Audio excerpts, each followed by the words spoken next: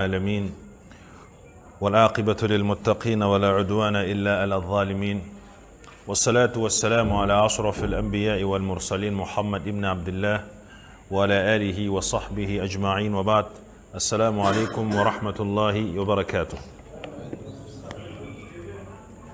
Nous continuons avec notre livre parlant, n'est-ce pas, de Sharh Bidayatil Mutafaqih, l'explication, n'est-ce pas, du béaba, le béaba, n'est-ce pas, de la compréhension, n'est-ce pas, de la religion, voire le béaba du jurisconsulte, le béaba, n'est-ce pas, de celui-là qui aspire converger vers Allah Azza wa Jalla de la meilleure des façons.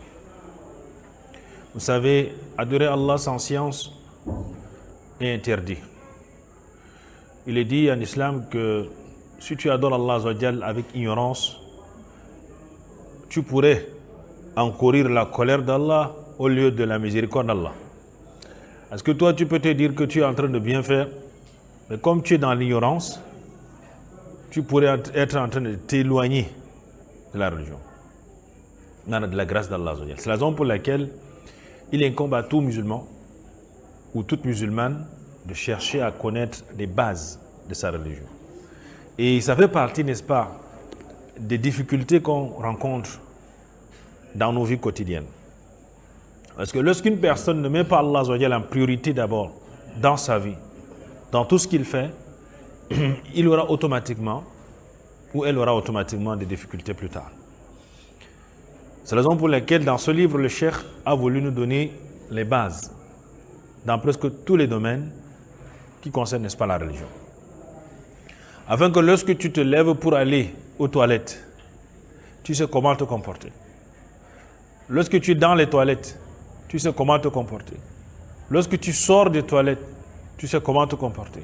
Lorsque tu fais tes ablutions, tu connais comment te comporter. Lorsque tu viens pour prier, pour te placer devant Allah, dire Allahu Akbar, tu connais comment te comporter. Donc jusqu'à la fin de la prière, qui est un des piliers phares, la différence entre un croyant et un mécréant en islam, c'est la prière. فَمَنْ تَرَكَهَا فَقَدْ كَفَرَ. Toute personne qui l'abandonne est mécréante. Mais comment abandonner la prière? Ça commence déjà par l'ignorance même des piliers. L'ignorance, n'est-ce pas, des bases même de cette prière-là.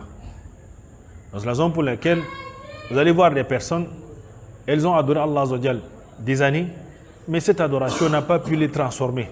Parce que la prière que vous voyez dans sa définition, as-salah, il y a as-silah, il y a le lien. Le lien qui renforce, n'est-ce pas, la relation entre le serviteur et son créateur. Dans le terme salah, il y a également ce qui redresse, ce qui est tordu. Vous voyez bien. Allah nous a dit dans le Coran, وَنَفْسِ وَمَا سَوَّاهَا فَأَلْهَمَهَا فُجُورَهَا وَتَقْوَاهَا قَدْ أَفْلَحَ مَنْ زَكَّاهَا. Parmi les meilleures voies pour purifier son âme, c'est la prière. Mais maintenant, comme la prière vient redresser ce qui est tordu, c'est pour ça qu'Allah nous a prescrit cela 5 fois par jour. Afin que ça redresse chez nous ce qui est tordu, parce qu'Allah a juré par l'âme, lui qui l'a façonné. Il a dit par l'âme, Allah a juré par l'âme, lui qui l'a façonné, il a insufflé à l'âme son bon côté et son mauvais côté. Bienheureux celui-là qui va la purifier. Comment donc la purifier? C'est par la prière. C'est la raison pour laquelle vous vous rappelez l'histoire qu'on a eu à vous raconter dans les récits, par rapport à ce dernier qui voulait faire une fornication, un acte interdit avec une femme. Mais le prix de cette fornication-là, la femme l'a exigé d'aller à la mosquée pendant combien de jours? Pendant 40 jours sans sauter, avant de venir faire cet acte. Mais qu'est-ce qui s'est passé par la suite? Lorsque ce dernier a commencé à aller à la prière, à la fin du délai, c'est-à-dire après les 40 jours, la femme ne lui est plus vue. Elle s'est donc mise à chercher ce dernier dans les routes de Médine pour chercher, mais où est celui-là qui était chaud, qui a dépensé son énergie, son temps pour faire le péché avec moi? Et puis elle a rencontré ce dernier dans les routes de Médine transformé. C'était une personne différente. Dû à quoi? Le fait qu'il allait à la prière. Lui-même, la prière l'a transformé, a redressé en lui ce qui est comment? Ce qui est tordu. Puisque nous savons que nous sommes des êtres qui oublient par nature. Al-insanu min al-nisyan, comme ça qu'Allah nous a appelés. Parce que notre ancêtre Adam alayhi salam avait oublié et il a nié. C'est comme ça qu'on oublie et on nie. C'est comme ça également qu'Allah a prescrit ça afin de redresser chez nous. Maintenant, cette prière-là, comme je l'ai dit, ça commence où? Ça commence dès la purification. Parce que si la purification n'est pas bonne, la prière également ne sera pas comment? Ne sera pas bonne. C'est pour ça que le prophète a dit la tuqbalu salat ghayri tahur. La prière n'est pas acceptée sans quoi? Sans la purification. C'est la raison pour laquelle nous on a commencé d'abord par, le cheikh a commencé par ces bases-là. Il a d'abord commencé par nous amener à identifier même les types d'eau qu'on doit utiliser même pour se purifier. Pourquoi? Parce qu'Allah il est bon et pur. Et il n'accepte que ce qui est bon et pur. Donc si déjà tu te purifies déjà bien, ta prière commence là-bas. Tu te purifies bien jusqu'à, Inch'Allah Ta'ala, la prière, ça va aller. Le prophète sallallahu alayhi wa sallam, vous connaissez bien le hadith, il passait, il était en route avec quelques sahaba, il était sur sa monture, il est passé entre deux tombes. Et il est descendu. Parce qu'il y a une révélation. Allah a révélé la situation des gens qui se trouvaient dans ces deux tombes-là. Il dit, voilà les deux personnes qui se trouvent dans les deux tombes-ci. Ils sont tous les deux châtiés. Parce que c'est la révélation d'Allah qui informe à son noble prophète que les gens là, ils sont dans leur tombe, mais ils sont en train de subir les châtiments. Là, il dit, sa cause, c'est quoi? C'est un musulman, c'est pas que c'est pas un musulman. C'est qu'il allait aux toilettes là-bas. Là. Lorsqu'il allait aux toilettes, il ne tenait pas compte des urines, les rejets des urines. Lorsqu'il entravait le pantalon comme ça, les habits comme ça, il urine, et il sort. Comme beaucoup font. Voilà la cause de son châtiment dans la tombe. C'est pas que c'est pas quelqu'un qui ne priait pas. Il priait, mais il n'a pas tenu compte du début des toilettes. C'est la raison pour laquelle lorsqu'on entre aux toilettes, si on a un pantalon qui est un peu... Non, on plie. Surtout avec nos toilettes où il y a les carreaux, des fois sur le ciment, etc. Tu plies ça très bien, tu soulèves et tu t'arranges à bien soulever tes vêtements et tu te positionnes le style que les urines ne touchent pas tes habits. Donc il contrôle les rejets et il se rassure que les urines sont totalement finies dans sa vessie en faisant quelques mouvements avant, n'est-ce pas, de se nettoyer. Comme d'autres disent, il a uriné tic-tac comme on dit, à peine tu le vois entrer et sortir. Et vous savez que nous les hommes, je l'ai dit et je l'ai répété maintes fois, on n'a pas les tuyaux. Nos tuyaux là, c'est comme le tuyau de la latrine, c'est long. Lorsque tu fermes le robinet, l'eau s'arrête au bout. Mais lorsque tu prends le tuyau, tu fais comme ça, il y a quoi? Il y a l'eau. C'est pour cela que je vous ai dit, ça c'est votre travail personnel. Rassurez-vous que vous vous purifiez bien. En prenant votre sous-vêtement, vous essayez vous-même de sentir le soir, lorsque vous venez pour vous laver chaque fois. Essayez de le faire. C'est pour votre propre intérêt lorsque je le dis. C'est pas bon, c'est un peu genre, mais c'est pour votre propre intérêt. Pour savoir est-ce que vous là, vous purifiez bien. Vous prenez votre vêtement, sous-vêtement, avant de vous laver, quand vous changerez, vous essayez de passer, vous regardez s'il y a les taches, vous essayez de voir. Vous sentez pour savoir est-ce que c'est bien ou pas. Parce que si c'est pas, il y a l'odeur d'urine, parce que l'urine, ça reste toujours sur son odeur, ce que vous allez vous rendre compte qu'en fait, vous ne vous purifiez pas bien. Et ça peut être l'une des causes, n'est-ce pas, de votre, n'est-ce pas, du fait que vous ne vous transformez pas, à la prière ne vous change pas. Vous ne voyez pas exactement les effets de cette prière dans votre vie. Pourquoi? Parce que vous ne vous purifiez pas bien. Donc dans ce cycle, dans cette série, n'est-ce pas, de cours, on est arrivé au niveau, n'est-ce pas, des ablutions. On avait commencé Babul Khamisan, Babul Wudu, qui est un élément fondamental, indispensable dans la prière. On ne peut pas accomplir la prière sans les ablutions. On a donc expliqué, on a défini ce que c'est le wudu. Al-wudu vient de al-wada'a ou al-nadhafa, si je rappelle bien ça, sont dans la propreté. Vous avez dit qu'il y a les non-musulmans qui ont témoigné de la propreté des musulmans, en disant qu'en fait, les musulmans sont les personnes les plus propres à la surface de la terre. Pourquoi? Parce qu'ils touchent l'eau 5 fois par jour avec leur petite calebasse ou avec leur petite, n'est-ce pas, leur petit, on va appeler ça comment? Petite boîte d'eau. Ouais, bien. Il dit que les musulmans sont les personnes les plus propres parce qu'ils lavent au moins sur leur face, leurs mains 5 fois par jour. Ça, c'est un non musulman qui témoigne dans son roman. Donc, cette purification, on le fait chaque fois avant de prier. Pourquoi? Parce qu'il y a un objectif.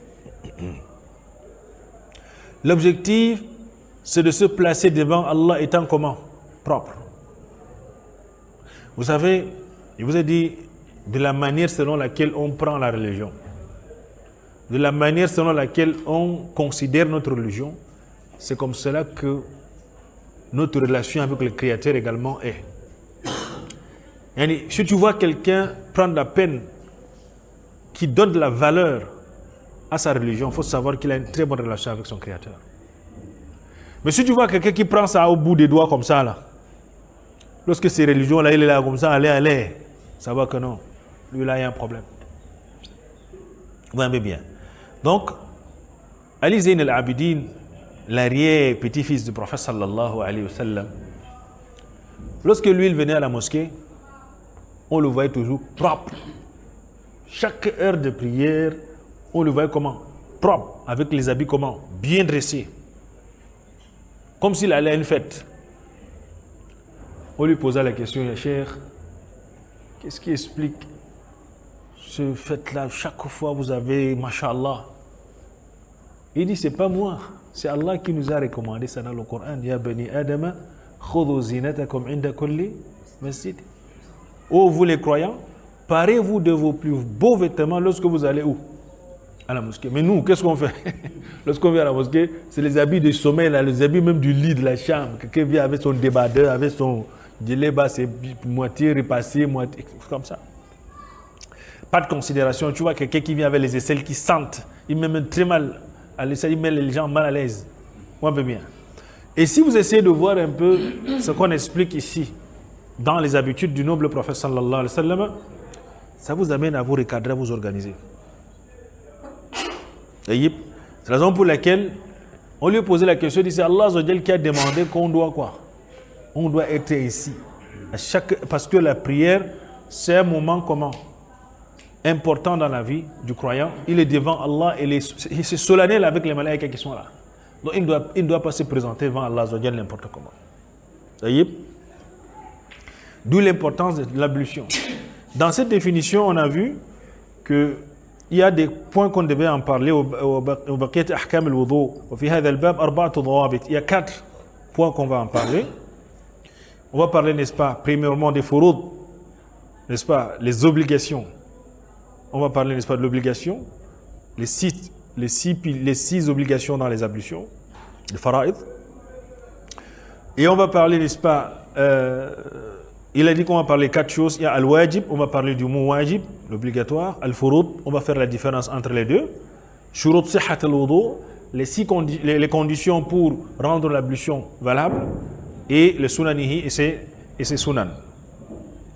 Au début, la dernière fois, on a d'abord expliqué ce que c'est la différence entre al-furud, al-fard wal-wajib.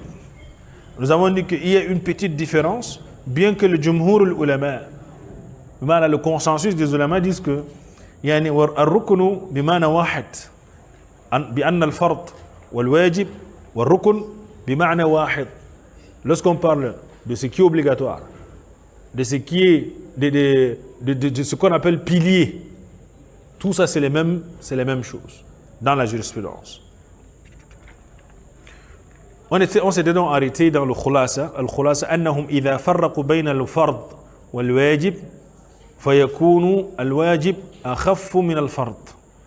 Donc dans la différence, lorsqu'on dit quelque chose est obligatoire et que quelque chose également est impératif, est indispensable, ils font une différence. Ils disent qu'il y a l'un qui peut être moindre que l'autre. Mathalan, je prends un exemple.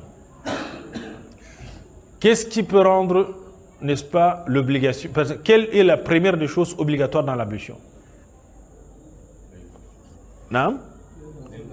Voilà. Maintenant, sans l'intention, l'acte n'est même pas valable. Vous voyez un peu bien. Maintenant, si on a l'intention qui est là, on fait l'intention, n'est-ce pas? Et que l'eau qui est utilisée n'est pas potable, n'est pas conforme. Là également, qu'est-ce qui se passe? Ce n'est pas valable. Moi, un peu bien. Donc il faut qu'il y ait l'intention d'abord, ensuite qu'il y ait aussi l'eau comment? Qui est conforme aux ablutions. Maintenant, on ne peut pas faire les ablutions avec l'eau qui est comment? Parfumée, savonnée. Donc ça entre également dans les obligations des ablutions. Il faudrait que l'eau qui est utilisée soit comment? Soit une eau qui est pure et purifiante. C'est un exemple simple.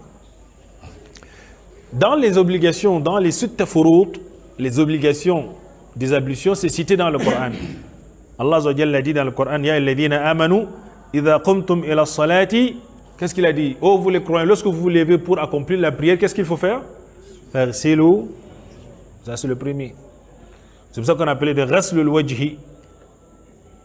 Donc, dans le ghaslul wajhi, qui est le premier pilier, n'est-ce pas, de l'ablution, il y a quoi? Le visage contient quoi, Yama? On a quoi? Les yeux. On a quoi? Le nez. On a quoi? La bouche.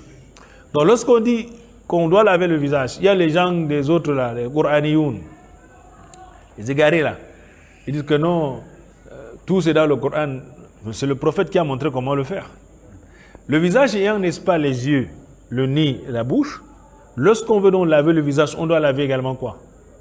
On doit rincer quoi? Et on doit laver également quoi? La bouche. Et ainsi donc on se retrouve en train de faire quoi? Les sunan qui se retrouvent dans les ablutions. Donc ça retient, c'est la raison pour laquelle lorsqu'on al-wajhu huwa ma tuhsal bihi al-muwajaha wa hadduhu min manbat al-sha'r al-mu'tad ila asfali al-dhiqn. Le visage commence où? Du début de vos cheveux ici jusqu'où? Jusqu'ici. C'est la raison pour laquelle lorsqu'on vient pour faire les ablutions, tout ça, on doit laver à partir. Regardez les bouches. Parce qu'il y a des gens, lorsqu'ils font les ablutions, ici c'est sec. Tout ça doit être concerné. Et la barbe doit être mouillée également. Qui sera différent lorsqu'on fait quoi? Le bain de janaba. Lorsqu'on a la barbe, lorsqu'on lave le visage, la barbe également doit être comment? Mouillée. Mais lorsqu'on fait le ghusl le janaba, lorsqu'on lave le visage, on doit enfoncer quoi? Les doigts dans la barbe. C'est deux choses qui doivent être comment? Différentes. Donc, on lave tous les traces, n'est-ce pas, du visage jusqu'en bas du menton. C'est la raison pour laquelle il a défini cela ainsi. Ad-dalil ala wujub ghaslihi fil wudu, il a donc amené le dalil, l'obligation, n'est-ce pas, de laver le visage, c'est le verset qu'on a précisé tout à l'heure. Ya alladhina amanu idha qumtum ila salati faghsilu wujuhakum. Vous savez, Allah Azza wa Jal, dans sa hikmah, il a envoyé ce prophète pour nous montrer comment faire. Vous savez, lorsqu'on se réveille, le prophète a dit qu'on doit faire quoi? Lorsqu'on se réveille, qu'est-ce qu'on doit faire? On utilise le siwak. Après ça, on doit faire quoi? On doit aller laver nos mains combien? 3 fois d'abord. Et par la suite, on fait quoi? On aspire l'eau fortement par les narines. Ça fait partie des pratiques qu'il faut faire pour chasser le sommeil lorsqu'on se réveille. Parce qu'on avait dit que lorsqu'on se réveille, on utilise le siwak parce que le prophète le faisait, parce que ça détend les nerfs. Ça réveille. Le fait d'utiliser le siwak, brosser ses dents une fois. Même si tu n'as pas le siwak, utilise même ta pâte, ta brosse avec quoi? Tu brosses, tu vas voir que tu seras éveillé. C'est différent lorsque tu te réveilles et que tu ne fous rien. Donc brosse déjà tes dents lorsque tu te lèves du lit. Avant de brosser, lave d'abord tes mains combien? 3 fois, parce que tu ne connais pas là où ta main est passée lorsque tu dormais. Parce qu'il y a des gens, lorsqu'ils dorment là, ils voyagent, ils roulent, ils touchent un peu de tout, ils grattent partout, vous voyez un peu bien. Donc, il faut donc laver, il faut laver les mains 3 fois. Par la suite, tu aspires l'eau par les narines parce que les démons, le prophète a dit quoi? Lorsque l'un de vous se réveille, qu'il aspire l'eau par les narines 3 fois. Pourquoi? Parce que les démons dorment où? Dans les narines, là, ils viennent là-bas. Ils te font voyager, te font les vidéos, tu vois seulement les choses dans ton sommeil, tu pars là où... Ouais, bien, ils sont forts pour ça, Allah, c'est leur monde, les illusions, etc. Tu dors, tu dis, ya salam, j'ai voyagé dans mon sommeil. J'étais allé au village, j'ai même vu les grands-pères, ouais, bien, ils sont forts pour ça, donc il faut donc rincer les narines pour dégager ces derniers, sinon tu vas faire les ablutions, mais tu viens là, tu as toujours le sommeil, ça n'en finit pas. Ou un peu bien dans les yeux. C'est la raison pour laquelle le visage concerne également ces éléments-là. Parce qu'ils vont te demander, mais Où est le verset qui dit qu'il faut rincer les narines? Où est le verset qui dit qu'il faut rincer la bouche? C'est le visage. Allah dit laver le visage. Laver donc le visage revient à laver quoi? À rincer les narines et également quoi? La bouche. ومنه المضمضة والاستنشاق وهذا هو الراجح لأن الأنف والفم من الفروض المأمور بغسلها لأدلة هي. Donc, c'est pour ça que les ulama disent que quoi? On ne peut pas faire les ablutions sans laver les narines et la bouche. Même si tu oublies, tu dois laver à la fin. Je récapitule. Je suis en train de faire les ablutions. Je me rends compte que je n'ai pas lavé mon visage. Laver le visage, c'est une obligation, non? Je suis en train de laver les pieds. Comment est-ce que je dois me comporter? Je dois revenir laver quoi? Le visage 3 fois. Je fais comment? Je lave l'avant, je reprends encore tous les rites jusqu'à finir mes ablutions. Mais maintenant, je suis en train de faire les ablutions, j'ai oublié de rincer ma bouche ou bien d'aspirer par mes narines. Et je suis en train de laver mes pieds, je me suis rendu compte que je n'ai pas fait ça. Puisque c'est un mouvement qui va ensemble.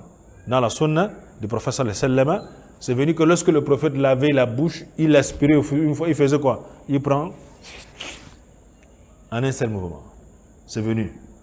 Dans le madhab malikiya, on diffère, c'est pas grave. Kulluha, c'est les adillah qui sont venus par rapport à cela. Donc, il fait comme ça, il prend de l'eau avec la bouche et avec les narines une fois. Il reste. Pas bien. Donc, on peut aussi également prendre par la bouche 3 fois les narines. Il n'y a pas de problème là-bas, c'est bien, mais la pratique la plus faite par le prophète sallallahu alayhi wa sallam, c'était comme ça. Il prend une fois. Donc, maintenant, si tu as oublié donc de faire ce mouvement et que tu es déjà au niveau de ton pied, tu dois faire comment? Tu dois d'abord terminer tes ablutions. C'est différent avec le fait de laver le visage. Quand on doit stopper de laver les pieds, là on revient, on lave le visage, on lave l'avant-bras, on continue, on rince et on continue pour terminer. Parce que là on a laissé un pilier. Vous voyez bien. Oh, mais le fait de rincer la bouche et les narines, ça c'est quoi? Sunan. Vous comprenez bien. Donc on peut terminer les ablutions et à la fin on prend de l'eau et on aspire 3 fois, khalas. Vous comprenez bien. J'espère que vous faites la différence, Jama. قوله تعالى فاغسلوا وجوهكم, comme on a dit, les femmes et la bouche et les narines, n'est-ce pas, font partie, n'est-ce pas, du visage. Le deuxième dalil qu'il amène, hadith Laqit ibn Sabra radiyallahu anhu. Ça c'est le prophète sallallahu alayhi wa sallam qui rend le fait de rincer la bouche et les narines comme acte comment? Obligatoire de le faire. On ne peut pas faire l'ablution sans ça. Le prophète sallallahu alayhi wa sallam a dit إذا توضأت يعني فامضض يعني إذا توضأت فتمضمض إذا توضأت فتمضمض. Le prophète sallallahu alayhi wa sallam a dit lorsque tu fais les ablutions, il faut faire quoi? Il faut quoi? Madmada. Reste quoi? Ta bouche. Hadith Salmatu ibn Qais radiyallahu anhu إذا توضأت فانتثر. Voilà les deux hadiths. Lorsque tu fais tes ablutions, aspire l'eau par quoi? Tes narines.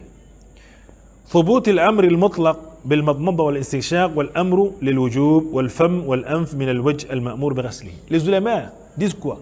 Le fait de rincer la bouche et les narines là, lorsqu'ils voient ce que le prophète dit dans ce hadith, ça montre que c'est obligatoire. On ne peut pas aussi faire les ablutions en laissant cela. Parce que quelqu'un va dire que, ok, moi, comme ça fait un temps les sunan, je vais faire mes ablutions et puis je laisse ça là. Le prophète a rendu ça comment? Obligatoire par ces recommandations-là. Parce que c'est l'impératif qu'il a utilisé dans ces hadiths. Et les ulama, n'est-ce pas, de tafsir disent que le fait qu'Allah a dit « Faghsilu wujuhakum » c'est un acte obligatoire. Comme le visage est constitué des narines et de la bouche, le fait de les rincer devient comment? Obligatoire également.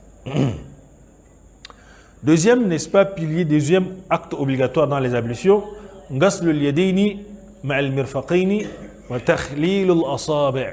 Suivez très bien. Le fait, n'est-ce pas, de laver l'avant-bras, laver al-yadaini, yani غسل اليدين مع المرفقين. Le fait de laver Ici, lorsqu'on dit yadayn, c'est la main entière. Et la main, dans ce sens ici, c'est quoi en fait? Ça commence ici, le bout des ongles ici, jusqu'au mirfaqayni. Après quoi? Ici, on appelle ça quoi? Les coudes. Vous comprenez bien? Et puis, il met une précision.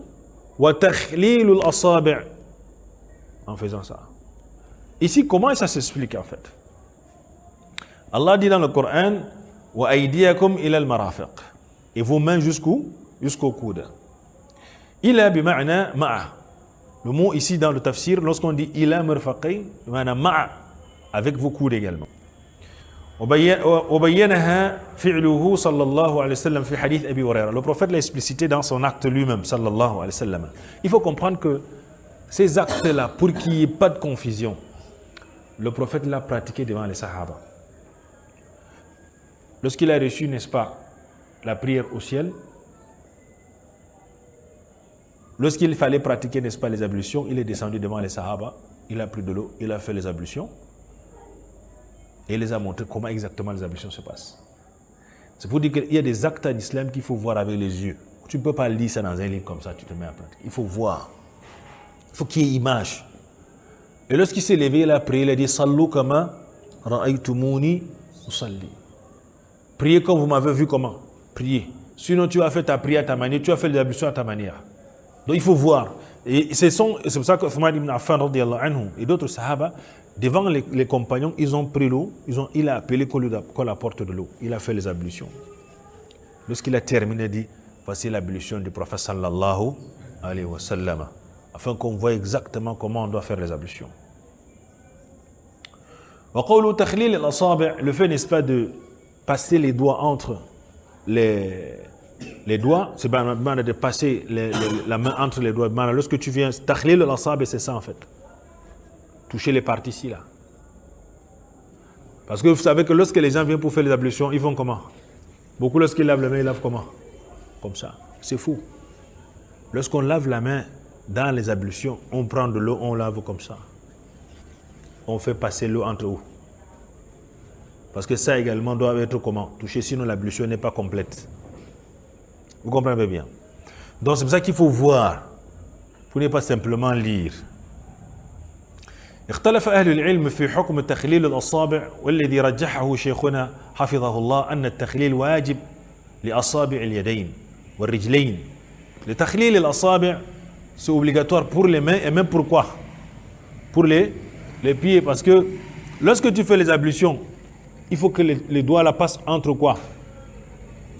Les orteils. Et les gens, lorsqu'ils font les ablutions, ils lavent seulement les pieds comme ça. Khalas, c'est là, il va être pris.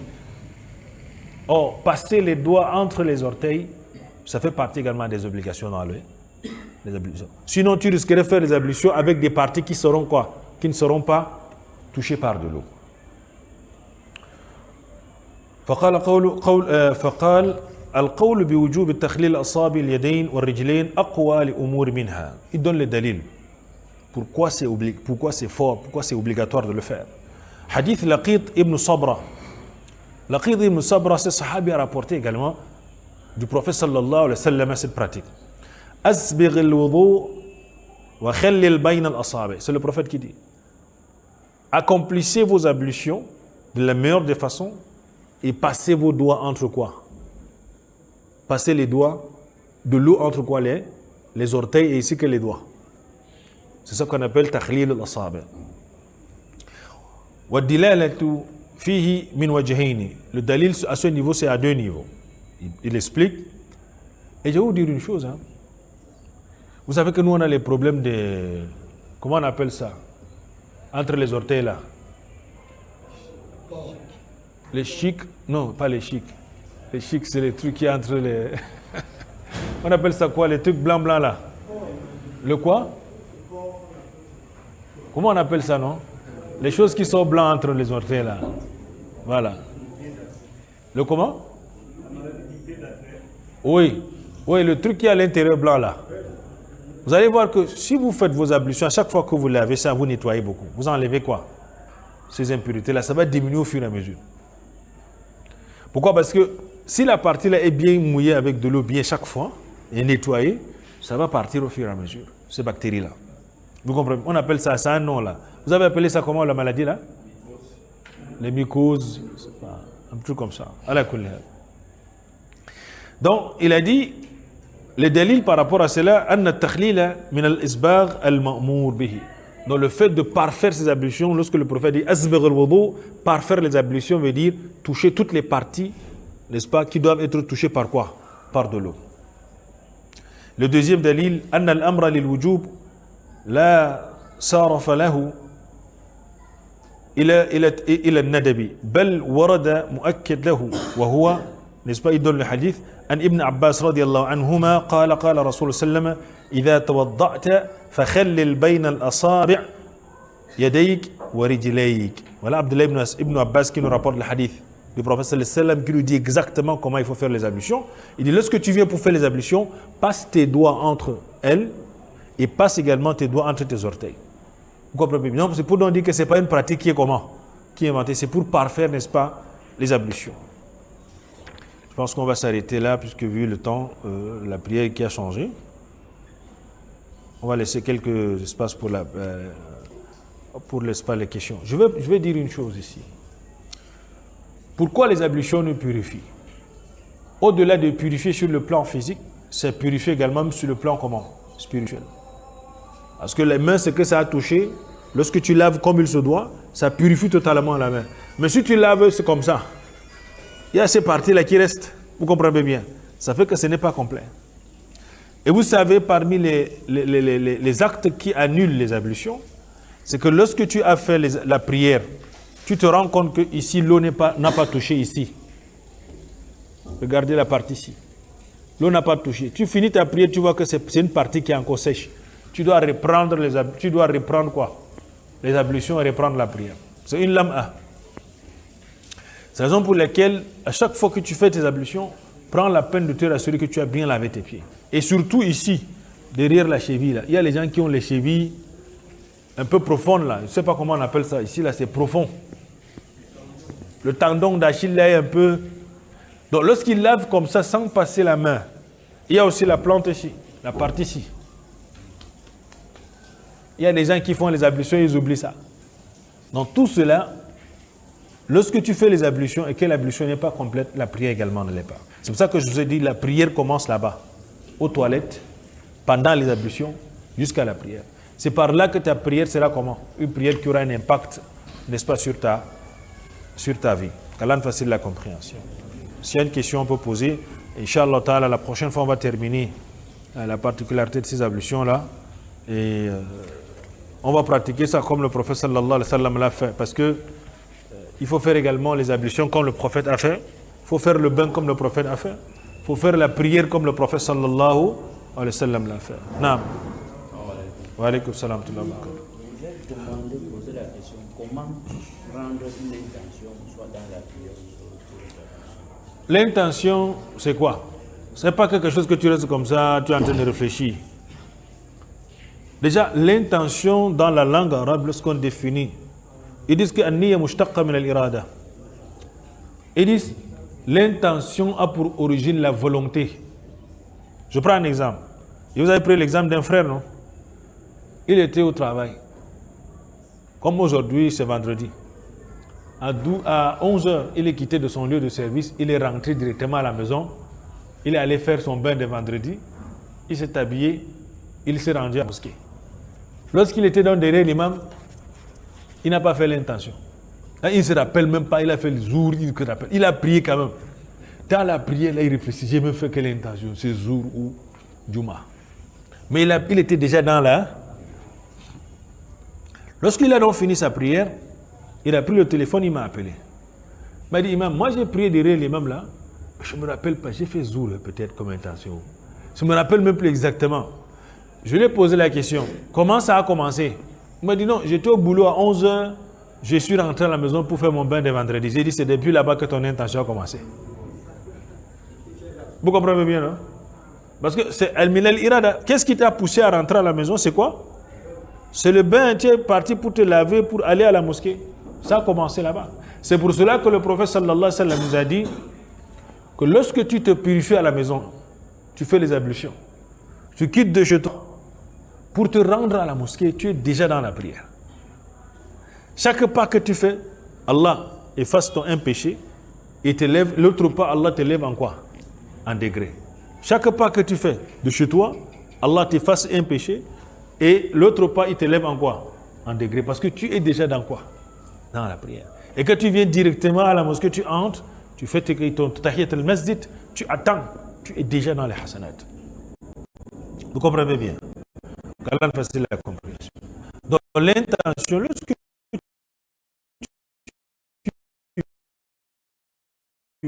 le fait que tu t'es levé pour prier, c'est déjà ton intention.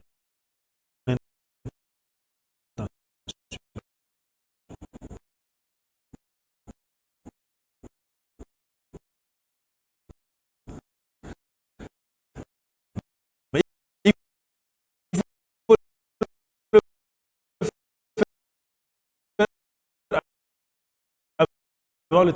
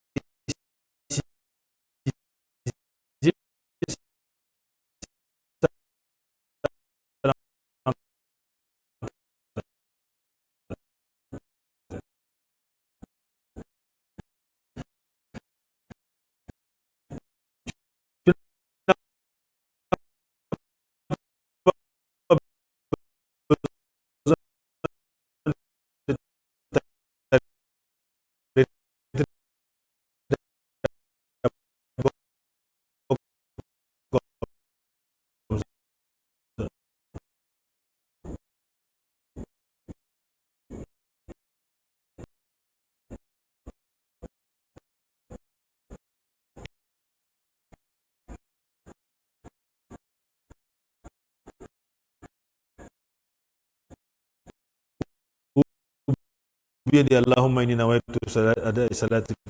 On ne dit pas les lèvres, les talaffuz niyya, c'est une bid'a.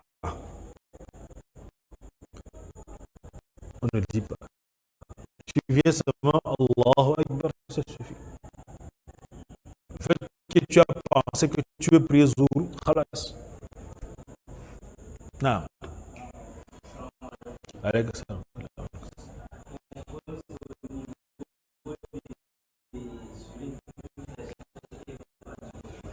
Non.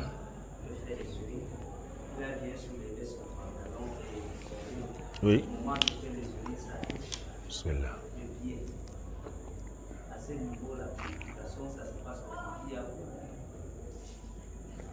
D'accord. Ça a touché quoi son pied? Il lave, il verse simplement l'eau est là pour purifier.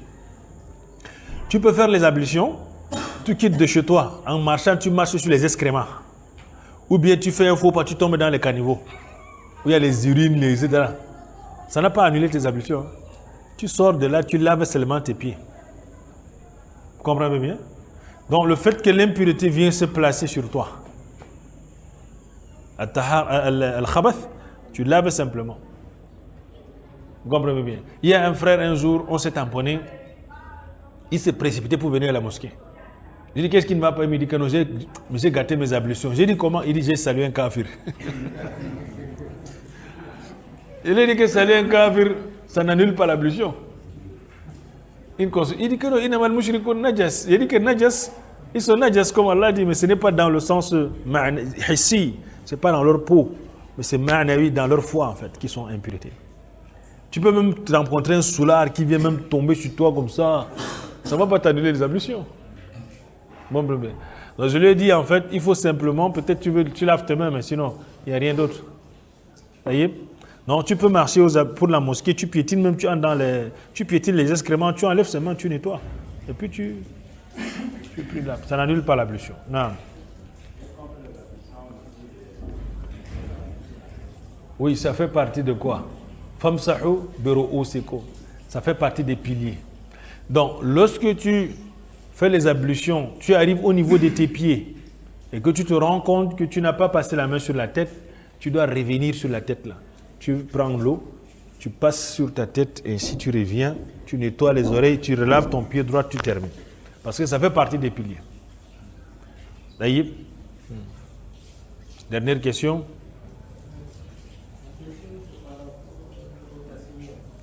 Oh? Non.